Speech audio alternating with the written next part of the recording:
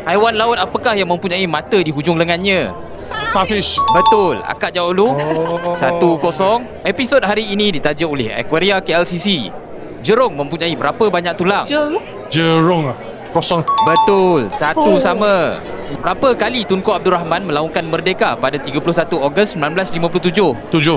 Betul. 2-1. Perdana Menteri manakah yang dikenali sebagai bapa pembangunan? Bangunan.